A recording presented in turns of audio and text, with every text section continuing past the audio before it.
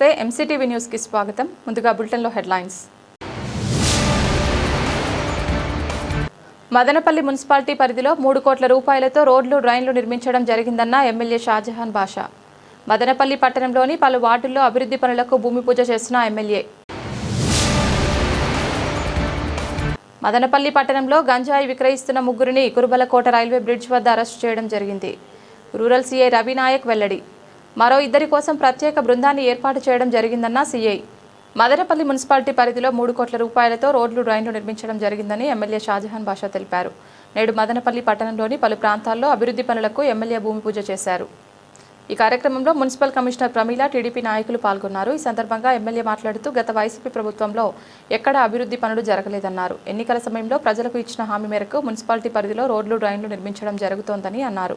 ఇప్పటి వరకు 3 కోట్ల రూపాయల అభివృద్ధి పనులు ఒక్క మున్సిపాలిటీలోనే చేపట్టడం జరిగిందన్నారు. అదేవిధంగా ప్రజల దాహర్తిని తీర్చేందుకు బోర్లు వేయడం జరిగిందన్నారు. ప్రజల సమస్యలను పరిష్కరించడానికి కూటమి ప్రభుత్వం ఎప్పుడూ ముందుంటుందని చెప్పారు.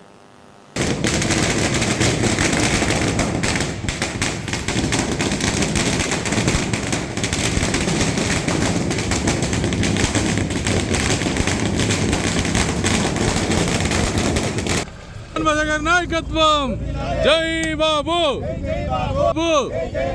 జై బాబు, జై బాబు.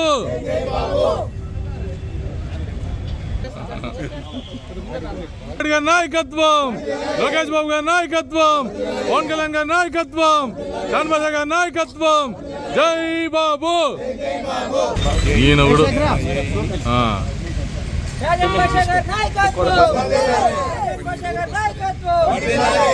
నాయకత్వం, లోకేష్ బాబు గారి నాయకత్వం, పవన్ కళ్యాణ్ గారి నాయకత్వం, చంద్రబాబు గారి నాయకత్వం.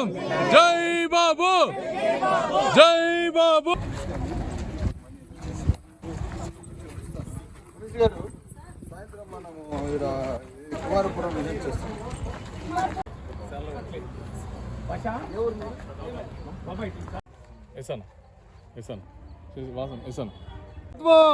లోకేష్ బాబు గారి నాయకత్వం, చంద్రబాబు గారి నాయకత్వం. జై బాబు. అన్నా ఫోటో తీసుకుంటాం. సరోజమ్మ లేటుగా వచ్చింది. వీళ్ళు బయట కాన్స్టిట్యున్సీ వాళ్ళు, వీళ్ళకందరికీ ఈరోజు పిలిచాము. 20 లేటుగా వచ్చింది. 88,100 రూపాయలు సరోజమ్మకు 88,100 రూపాయలు చెక్కు ఇప్పుడే ఆమె చేతికి ఇస్తున్నాము. ఇంటి దగ్గర ప్రోగ్రాం పెట్టినాం, పక్క కాన్స్టిట్యున్సీ వాళ్ళది. ఇక్కడికి రావడం జరిగింది, ఇప్పుడే ఇస్తున్నాము. సరే తెలియదు. మదనపల్లి టౌన్కి ఒక మహర్దశ.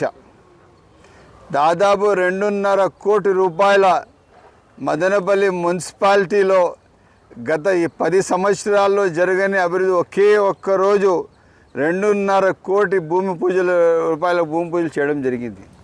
ఇది ప్రభుత్వ పరిపాలన దక్షత. బాధ్యతగా ఉన్న ప్రభుత్వం ఎలా పనిచేస్తుందో దీనికి నిదర్శనం. ఈరోజు ఏదైతే సీసీ రోడ్ ఇక్కడ గంగారపూర్ లేఅవుట్లో వచ్చి దాదాపు 18.5 లక్షకి ఇచ్చాము. అదేవిధంగా ఉర్దూ హై స్కూల్ మోతీనగర్ 5 లక్షల రూపాయలకి ఇచ్చాము. అక్కడే ఇంకోటి ఒక 5 లక్షల రూపాయలకి ఇచ్చాము. కన్స్ట్రక్షన్ ఆఫ్ పబ్లిక్ టాయిలెట్ సంతలో వారపు సంతు, రోజు సంత అదే ఇప్పుడు 15 లక్షలకి ఇచ్చాము. అదేవిధంగా సీసీ డ్రైన్ హెచ్పి మన బెంగళూరు బస్ స్టాండ్ ఎడం భాగం నాయుడు హోటల్ ముందర భాగం అదంతా చాలా వర్స్గా ఉంది. అప్పుడు వర్షాకాలంలో నీళ్ళు ఎక్కువ అయిన వల్ల కొంచెం ఓపెన్ చేయాల్సి వచ్చింది. ఇప్పుడు కొత్త డ్రైన్ దానికి కూడా దాదాపు 7 లక్షల రూపాయలతో డ్రైన్ ఇచ్చాము. ఇదే కాకుండా పపిరెడ్డిపల్లి స్కూల్ ఇప్పుడు ఏదో భూమి పూజ అది 3.5 లక్ష. అదేవిధంగా ఆద్య హాస్పిటల్ దగ్గర దాదాపు 4,80,000 రూపాయలతో ఇచ్చాము.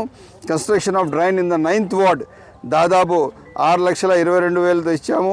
అదేవిధంగా కన్స్ట్రక్షన్ ఆఫ్ డ్రైన్ ఏదైతే 33వ వార్డుకి ఎక్కడి నుంచి టీపు సుల్తాన్ ఏదైతే పాత నీరుగుట్టూరుపల్లి కుడి భాగం నుంచి పైన మాయా బజార్ వరకు 1,75,00,000 రూపాయలతో ఇచ్చాము.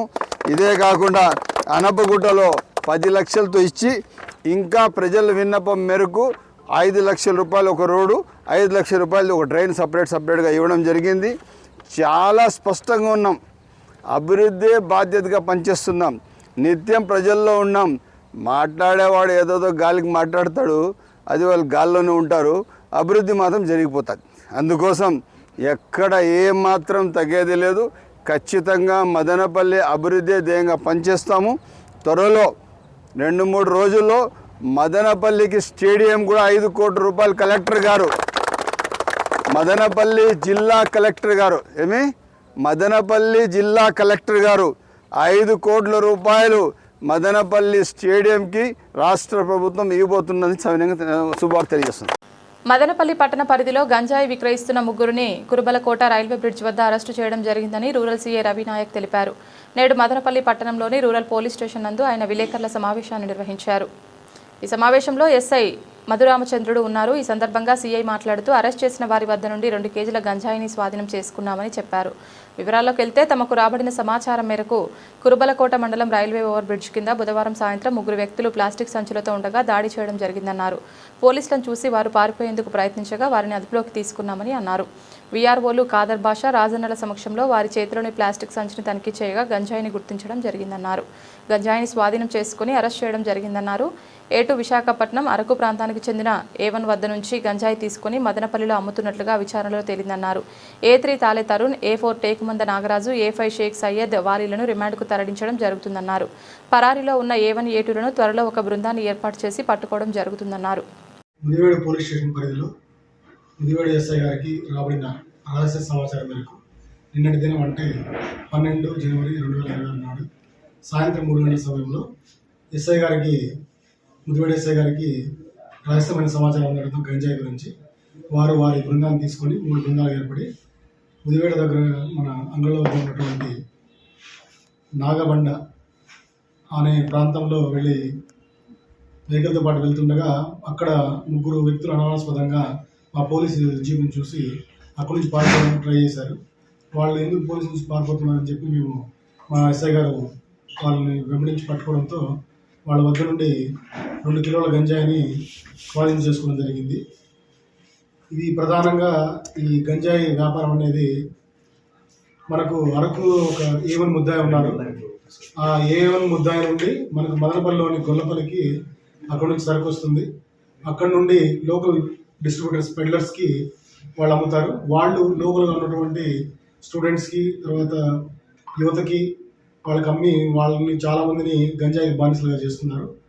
అందులో భాగంగా మనము నిన్నటి దినము 3 వ్యక్తుల్ని ఎవరైతే మన మదనపల్లి టౌన్ తర్వాత ముదివేడు సమీపంలో చుట్టుపక్కల అమ్మడానికి ప్రయత్నిస్తున్నారో వాళ్ళని అదుపులోకి తీసుకోవడం జరిగింది. అంగడి సమీపంలో వాళ్ళు తరుణ్, ఇతను వచ్చి తరుణ్ మేదర వీధి మదనపల్లి, టేకుమంద నాగరాజు, ఈయన చింతమాకులపల్లి పులుసుకుంత అనే గ్రామంలో ఉంటారు. షేక్ సయ్యద్ వలి, ఈయన రామారావుపల్లి మదనపల్లి. ప్రస్తుతం వీళ్ళు 3 అరెస్ట్ చేయడం జరిగింది. వీళ్ళు ఇచ్చిన కన్ఫెషన్ మేరకు సరుకు మనకు అరకు నుంచి వస్తుంది. అరకు అబ్బాయి మనకు ఎవరైతే సరుకు అక్కడ నుంచి ఇస్తారో ముద్దాయి, అతడు అబ్స్కాండ్లో ఉన్నారు. అరకు నుంచి మదనపల్లి గొల్లపల్లికి తీసుకొచ్చి మిగతా అందరికీ డిస్ట్రిబ్యూట్ ఎవరైతే చేస్తారో అతను కూడా దొరకలేదు. తొందరలోనే వాళ్ళని కూడా అరెస్ట్ చేసి ఈ కేసులో ఉన్నటువంటి మిగతా ఎవరైతే ఇన్వాల్వ్ ఉన్నారో అందరినీ కూడా తొందరగా అరెస్ట్ చేసి ఈ కేసుని ఛేదించి చార్జ్షీట్ వేయడం జరుగుతుంది. ఈ కేసులో కష్టపడినటువంటి మన ముదివేడు ఎస్ఐ గారిని అలాగే వాళ్ళ సిబ్బంది అభినందిస్తూ రివార్డ్స్ కూడా ఇవ్వడం జరుగుతుంది. ఎస్పీ గారి ఆదేశం మేరకు వాళ్ళందరినీ అభినందిస్తూ వాళ్ళ రివార్డుకి ఎంపిక చేయడం జరుగుతుంది. Thank you.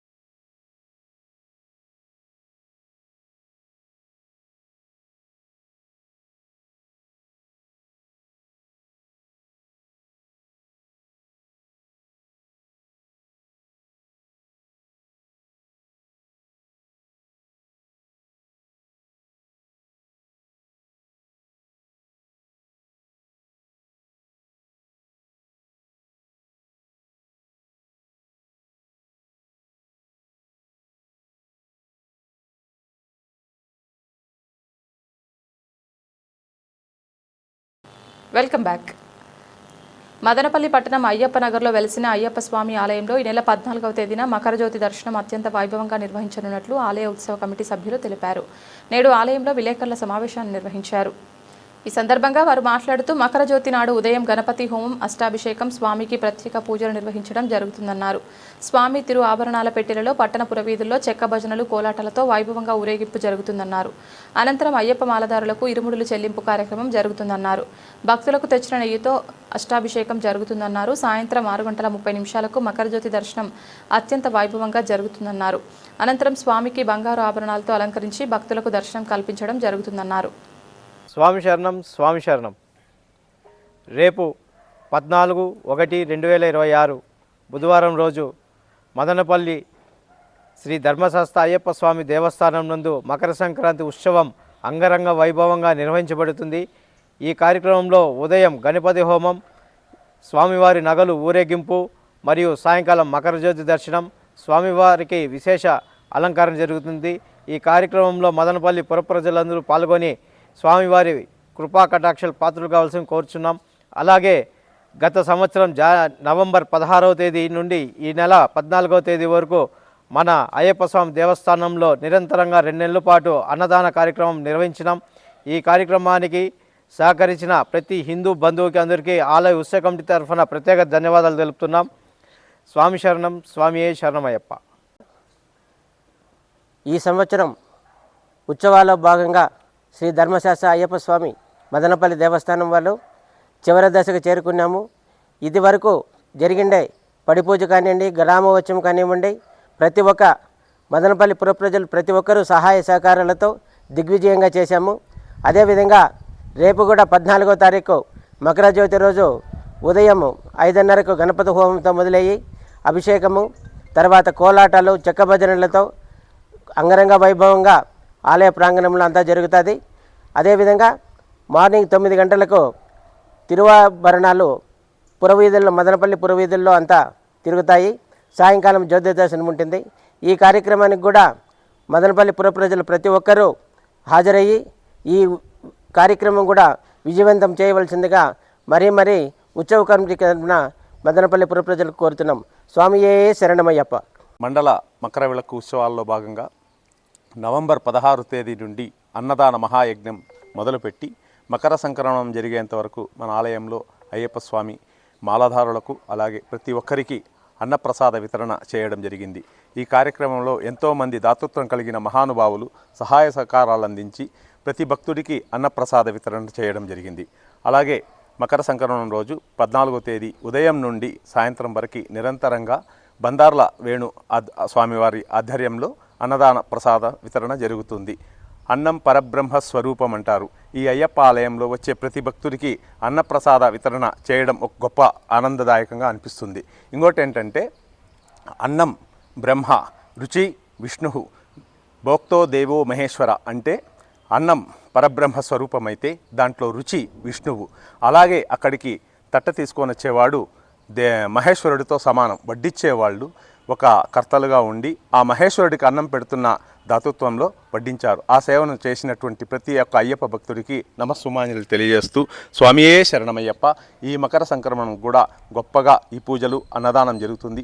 కాబట్టి ప్రతి ఒక్క అయ్యప్ప భక్తులు అందరూ వచ్చి స్వామివారి కృపాకటాక్షాలకు పాత్రలు కావాలని కోరుకుంటున్నాం. స్వామియే శరణమయ్యప్ప. సంక్రాంతి పండుగ సందర్భంగా కోడిపందం, జూదం వంటివి ఆడరాదని మదనపల్లి రూరల్ సీఐ రవినాయక్ స్పష్టం చేశారు. నేడు ఆయన ఎంసీటీవీతో మాట్లాడుతూ రాష్ట్ర ప్రభుత్వ ఆదేశాల మేరకు సంక్రాంతి పండుగ సందర్భంగా కోడిపందాలు, జూదం ఆడరాదని చెప్పారు. ఎవరైనా ఆడితే చట్ట ప్రకారం శిక్షార్హులు అవుతారని హెచ్చరించారు. తమ చుట్టుపక్కల అసాంఘిక కార్యకలాపాలు జరుగుతుంటే ప్రజలు పోలీసులకు సమాచారం అందించాలని సూచించారు. 2026 జనవరి 14 నుండి ప్రారంభం సంక్రాంతి సందర్భంగా ఎవరైతే పట్టణాల నుండి గ్రామాలకు వెళ్ళే వాళ్ళకి వాళ్ళు తగిన జాగ్రత్తలు తీసుకొని రోడ్లో ప్రయాణించే అన్ని జాగ్రత్తలు తీసుకోవాలి. ఎలాంటి రోడ్డు ప్రమాదాలకు గురవ్వకుండా మా పోలీస్ శాఖ తరఫున మేము నిరంతరం రోడ్డు మీదనే ఉండి వారికి ఎలాంటి ఆటంకాలు రాకుండా, ప్రమాదాలు జరగకుండా మా సిబ్బందిని నియమించి మేము కూడా ప్రత్యేకంగా మా ఎస్పీ గారి యొక్క ఆదేశాల మేరకు మేము రోడ్డు భద్రతకు ప్రత్యేకమైన ప్రాధాన్యత ఇచ్చి పర్యవేక్షిస్తున్నాము. అలాగే ఈ సంక్రాంతి సందర్భంగా మన మదనపల్లి రూరల్ సర్కిల్ అయినటువంటి ముదివేడు పోలీస్ స్టేషన్లు, కురుబలకోట మండలము, అలాగే నిమ్మనపల్లి, రామసముద్రం ఈ మండలాల్లో ఎక్కడా కూడా ఎటువంటి అసాంఘిక కార్యక్రమం నిర్వహించరాదు. కోడిపందాలు కానీ, జూదం కానీ, ఇతర ఎలాంటి ఆటలు కూడా నిర్వహించకుండా ఉండాలి. అలా ఎవరు నిర్వహిస్తే మాత్రం వాళ్ళ మీద ఖచ్చితంగా కఠిన చర్యలు తీసుకొని చట్టపరంగా వాళ్ళ మీద కేసులు నమోదు చేసి కోర్టులకు పంపిస్తాము. కాబట్టి ఎవరు కూడా కోడిపందాలు కానీ లేదా పేకాట కానీ ఎటువంటి అసాంఘిక కార్యక్రమాలను పాల్గొనకూడదని చెప్పి మా సర్కిల్ తరఫున, మా పోలీస్ శాఖ తరఫున విజ్ఞప్తి చేస్తున్నాం. ప్రజలందరూ కూడా ఈ సంక్రాంతి ఎంతో సుఖ సంతోషాలతో జరుపుకొని అందరూ హాయిగా ఆనందించి పండుగ జరుపుకొని కోరుకుంటున్నాం. Thank you. పశ్చిమ గోదావరి జిల్లా నరసాపురం మండలం పసలదేవి గ్రామం రామాలయంలో ధనుర్మాసం సందర్భంగా శ్రీమాన్ వెంకటాచార్యుల స్వామిచే రాబూరి వెంకట్రావు దంపతులు గంగవాళ్ళోత్సవం, గోదాదేవికి ఉజ్జల సేవ వంటి కార్యక్రమాలు ఆలయ ప్రాంగణంలో మహిళలచే ప్రత్యేక పూజలు నిర్వహించారు. తిరుమల తిరుపతి దేవస్థానం హిందూ ధర్మ ప్రచార పరిషత్ వారు ధనుర్మాస సందర్భంగా ప్రతిరోజు సాయంత్రం శ్రీమాన్ వెంకటాచార్యులు తిరుప్పావి ప్రవచనాలు పసలదేవి రామాలయంలో భక్తులకి వివరిస్తున్నారు. ఈ సందర్భంగా ఆయన మాట్లాడుతూ ధనుర్మాసం సందర్భంగా 26 సంవత్సరాల నుంచి ఈ యొక్క ఆలయంలో ప్రత్యేక పూజలు నిర్వహించడం జరుగుతోందన్నారు. గ్రామ ప్రజలందరూ కూడా సుభిక్షంగా ఉండాలనే ఉద్దేశంతో ప్రతి సంవత్సరం ఇక్కడ పూజలు చేయడం జరుగుతుందన్నారు. ఈ కార్యక్రమంలో గ్రామ ప్రజలు పాల్గొన్నారు.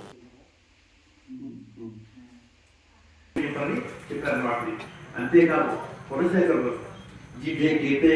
శివుడికి కూడా తనలో చూపించిన స్వామి సన్మానం అని చెప్పినట్టున్నారు. వాళ్ళు పొందేటట్టు సన్మానం ఎటువంటిది ఉండాలి అని చెప్పని చెప్తున్నారు. సముద్రుడు వచ్చి చెప్తున్నాడు నమ్మన్నారని చెప్పారని. ఆయనతో పాటు సీతమ్మ కూడా వచ్చేస్తుంటే గుమ్మం దగ్గర వరకు రానిచ్చాడంట. ఆ తర్వాత ఆయన బెళ్ళ ఉండేది ఒక దండ తీసి ఆవిడ బెళ్ళ వేసేసి ఇక్కడే ఉండకు అని చెప్పన్నాడు. అదొక సన్మానం. ఇంకొక సన్మానం ఏమిటో సార్, ఇంకొక సన్మానం రావణాసుర సంహారం అయిపోయిన యొక్క ఒళ్ళో కాడు పెట్టారు. వాళ్ళ గడున్నాడు అని చెప్పి నిక్కచ్చిగా చెప్పేశాడండి ఆయన. అటువంటి వాడు అనమాట. పరమాత్మ ఎప్పుడు కూడా మంచి వైపు ఉంటాడే తప్ప చెడు వైపు ఉండడు అని చెప్పి చెప్పడానికి ఇది సాక్ష్యం అనమాట.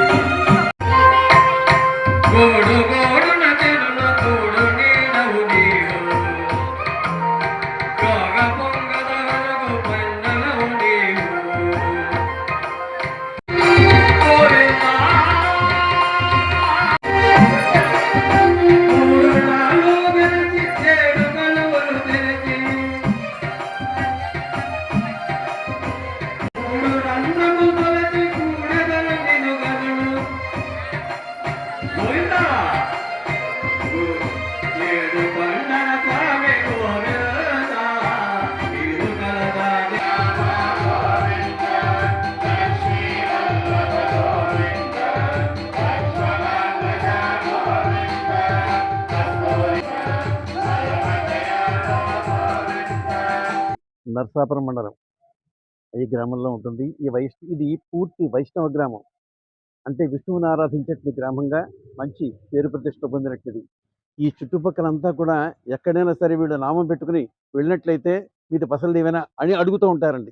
అటువంటి గ్రామం. ఈ గ్రామంలో రామాలయం ఒకటి ఉంది.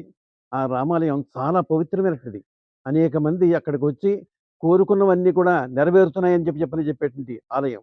అటువంటి ఆలయంలో నేను ఎక్కడో పెనుగొండలో ఉంటే నన్ను ఇక్కడికి రప్పించుకుందండి. ఆ ఆలయమే రప్పించుకుని ఈ ధనుర్మాస కార్యక్రమం అంతా కూడా నెరవేర్చే విధానంగా చేస్తోందన్నమాట. ఇప్పటికి నేను ఇక్కడికి వచ్చి సుమారుగా 25 సంవత్సరాలు పూర్తయ్యాయి. ఇది 26వ సంవత్సరం. 26 సంవత్సరాల నుంచి చేస్తున్నానండి. ఎందుకు ధనుర్మాసం చేస్తే ఏమిటి అని అడగచ్చు. భూమాత యొక్క రుణం తీర్చుకోవడానికి ఈ ధనుర్మాస కార్యక్రమం ప్రతి ఒక్కరూ చేయాలండి. ఇంచేత పుట్టింది ఎక్కడండి? భూమి మీద. పెరిగేది ఎక్కడండి? భూమి మీద. చనిపోయేది ఎక్కడ? భూమి మీదే. కప్పెట్టినా తగలపెట్టినా కానీ సరే అక్కడే జరుగుతుంది. ఆవిడ యొక్క రుణం తీర్చుకోవాలంటే తప్పనిసరిగా ఈ యొక్క నెల్లాళ్ళు కూడా ధనుర్మాస వ్రతం అని చెప్పానంటారు. ఈ ధనుర్మాస వ్రతం పూర్వం ఎవరికి తెలిసేది కాదండి. అమ్మ రుణం తీర్చుకోవాలి. ఎంతసేపు కూడా మనం ధనం కోసం చూస్తామే తప్ప వేరేగా మనం చూడం. అమ్మ రుణం తీర్చుకోవాలంటే తప్పనిసరిగా ధనుర్మాస వ్రతం తప్పనిసరిగా చేయాలి. దీనికి ఏం నియమం ఏం లేదండి, పెద్ద నియమం ఏం కాదు. స్నానం చేయటం, దేవుడికి పొద్దున్నే లేవాలి. పొద్దున్నే లేచి స్నానం చేసి దేవుడి దగ్గర దీపారాధన చేసుకోవటం అనేటిదే ప్రధానమైనటువంటిదండి. ఈ నెలనాడు కూడా అలా చేసుకోవాలి. ఓపికంటే ఏదైనా కాస్తంత ప్రసాదం చేసుకోవడం, దేవుడికి ఆరింపు చేసుకుంటూ ఉంటాడు. ప్రసాదం అంటే పొంగలి, కట్టు పొంగలి. ఎందుకు చేత కట్టు పొంగలి పెట్టారు అంటే ఇది శీతాకాలం కాబట్టి దాంట్లో కాస్తంత మిరియం, ఇది శుంఠి ఇటువంటివన్నీ వేసుకున్నట్లయితే ఎటువంటి రోగాలు ఇటువంటివి రావు కదా అని అభిప్రాయంతో చేశారండి ఇవన్నీ కూడా. ఒక రకంగా మన హిందూ ధర్మంలో ఏంటి ఆరోగ్య సూత్రాలు ఉంటాయి, ఇటేమో భగవంతుడి యొక్క అనుగ్రహం ఉంటుందండి. ఈ రెండింటికి ఉంటాయి. ఈ విధంగా చక్కగా ఈ కార్యక్రమాన్ని కనుక మనం ఇక్కడ చేస్తున్నాం, ఇలాగా మేము ఎలా చేస్తున్నామో అలాగే అందరూ చేయాలి, భగవంతుడి యొక్క అనుగ్రహానికి పాటుపడాలని చెప్పిన భావనతోటి ఈ గ్రామంలో ఉండేటువంటి వాళ్ళందరూ సహకరిస్తూ ఉంటారు. అలా జరుగుతూ ఉంటుంది. ఇప్పటికి కూడా ఇలా జరుగుతుంది. దీన్ని బట్టి మిగతా వాళ్ళు కూడా ఆచరించాలని చెప్పి నేను కోరుకుంటూ స్వస్తి. అమరావతి రాజధాని నిర్మాణం ముఖ్యమంత్రి చంద్రబాబు ఆధ్వర్యంలో శరవేగంగా పనులు జరుగుతుండడం చూసి ఓర్వలేక జగన్మోహన్ రెడ్డి అసత్య ఆరోపణలు చేస్తున్నారని తెలుగుదేశం పార్టీ రాష్ట్ర అధికార ప్రతినిధి పిఠాపురం మాజీ ఎమ్మెల్యే వర్మ మండిపడ్డారు. పిఠాపురం తెలుగుదేశం పార్టీ కార్యాలయంలో మాజీ ఎమ్మెల్యే వర్మ మీడియా సమావేశం ఏర్పాటు చేశారు. సందర్భంగా వర్మ మీడియాతో మాట్లాడుతూ అమరావతి రాజధానిపై జగన్మోహన్ రెడ్డి కుట్ర మానుకోవాలని హితవు పలికారు. తనను మరో నియోజకవర్గానికి ఇన్ఛార్జిగా నియమిస్తున్నట్లు వస్తున్న ఊహాగానాలపై ఆయన స్పందించారు. నేను ఇక్కడే పుట్టానని, ఇక్కడే పెరిగానని, పార్టీ ఎక్కడ బాధ్యతలు అప్పచెప్పినా బాధ్యతలు చూసుకుని ఇక్కడికి వస్తానని పేర్కొన్నారు. ఈ కార్యక్రమంలో బొజ్జా సతీష్, శకుమల్ల గంగాధర్రావు, బర్ల అప్పారావు, సోము సత్యనారాయణ, అనిశెట్టి సత్యానందరెడ్డి, పిల్లి చిన్న, మడికి ప్రసాద్, దేవరపల్లి రామారావు, అల్లవరపు నగేష్, కొరుప్రోలు శ్రీను, సాన రాంబాబు, పిల్ల సురేష్, అడ్డూరి శ్రీను, ఎలుబండి బాబులు, పోలరాజు, కేతారపు కృష్ణ, వరద సత్యబాబు, వాసంశెట్టి సూరిబాబు, బండి నాగేంద్ర, నెక్కల సత్యనారాయణ తదితరులు అధిక సంఖ్యలో పాల్గొన్నారు. అంటే ఈవేళ రాజధాని వేల కోట్ల రూపాయలు ఇన్వెస్ట్మెంట్ చేస్తూ పరుగులు పెడతా ఉంది. సిఆర్డిఏ భవనం అయింది, ఒకసారి వెళ్ళి చూడండి.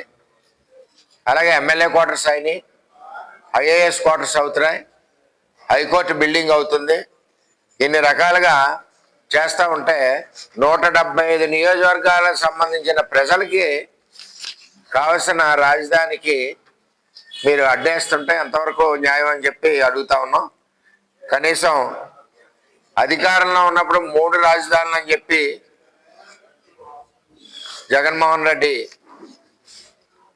అమరావతిని పక్కన పెట్టడం కోసం అది చెప్పి ప్రజల్లో ఒక విభజన తీసుకొచ్చాడు. పోనీ చేసేడా అంటే లేదు. ఇవాళ క్లియర్గా చంద్రబాబు నాయుడు గారి నాయకత్వంలో అమరావతి వేగం పుంజుకుంది, ఎక్కడికెట్ట అవుతా ఉంది, స్పీడ్ అవుతా ఉన్నాయి. అసెంబ్లీ కానీ, ఇటు మన హైకోర్టు భవనాలు కానీ, ఎమ్మెల్యే క్వార్టర్స్ కానీ, ఐఏఎస్ క్వార్టర్స్ కానీ, ఇప్పుడు సిఆర్డిఏ భవనం బ్రహ్మాండంగా ఉన్న భవనం. జగన్మోహన్ రెడ్డి గారికి నేను తెలియజేసేది ఏంటంటే, మీరు మీ నాయకులు 175 నియోజకవర్గాల ఇన్ఛార్జీలు మీరు వస్తానంటే స్వయంగా బస్సులు పెట్టి అధికారులను తీసుకెళ్ళి రాజధాని ఫౌండేషన్లు ఎక్కడికెక్కడ అయినాయి, కంప్లీట్ అయిన భవనాలు ఎక్కడికెక్కడ అయినాయి, స్లాబ్ లెవెల్లో ఉన్న భవనాలు ఎక్కడెక్కడ ఉన్నాయి, రోడ్స్ పూర్తయినాయి ఎక్కడెక్కడ ఉన్నాయి అని చెప్పి రాజధాని మీద మీకు పూర్తి అవగాహన కల్పిస్తామని చెప్పి తెలియజేస్తా ఉన్నాం. ఈవేళ రాజధాని లేకుండా ఆంధ్రప్రదేశ్ రాష్ట్రాన్ని 5 సంవత్సరాలు మీరు అట్టుపెట్టారు. ఈవేళ వర్మ పిఠాపురంలోనే పుట్టాడు, పిఠాపురంలోనే పెరిగాడు. ఎవడన్నా సొంతూరు వదిలిపోతాడా? ఒకవేళ వెళ్ళవలసి వస్తే పార్టీ ఏదైనా పని చెప్తే బయటికి వెళ్తాం, మళ్ళీ ఇంటికి వస్తాం. పార్టీ పనులు చెప్పుద్దాం. తెలుగుదేశం పార్టీలో ఎక్కడో చోట వెళ్ళి రివ్యూ చేయవా, అక్కడ కమిటీలు అవ్వలేదు, లేకపోతే ఇంకో చోట రివ్యూ చేయవా అని చెప్తారు, వెళ్తాం. సాయంత్రం వేసాక ఎక్కడికి వెళ్తాం? మన ఇంటికి మనం వెళ్తాం. ఓకే. బులెటిన్ ముగించే ముందు హెడ్లైన్స్ మరొకసారి. మదనపల్లి మున్సిపాలిటీ పరిధిలో 3 కోట్ల రూపాయలతో రోడ్లు, డ్రైన్లు నిర్మించడం జరిగిందన్న ఎమ్మెల్యే షాజహాన్ బాషా. మదనపల్లి పట్టణంలోని పలు వార్డుల్లో అభివృద్ధి పనులకు భూమి పూజ చేసిన ఎమ్మెల్యే. మదనపల్లి పట్టణంలో గంజాయి విక్రయిస్తున్న ముగ్గురిని కురుబలకోట రైల్వే బ్రిడ్జ్ వద్ద అరెస్టు చేయడం జరిగింది. రూరల్ సీఐ రవినాయక్ వెల్లడి. మరో 2 కోసం ప్రత్యేక బృందాన్ని ఏర్పాటు చేయడం జరిగిందన్న సీఐ. ఇదే ఇవాల్టి బులెటిన్. తిరిగి మరొక బులెటిన్లో మళ్ళీ కలుద్దాం. అంతవరకు సెలవు. నమస్కారం.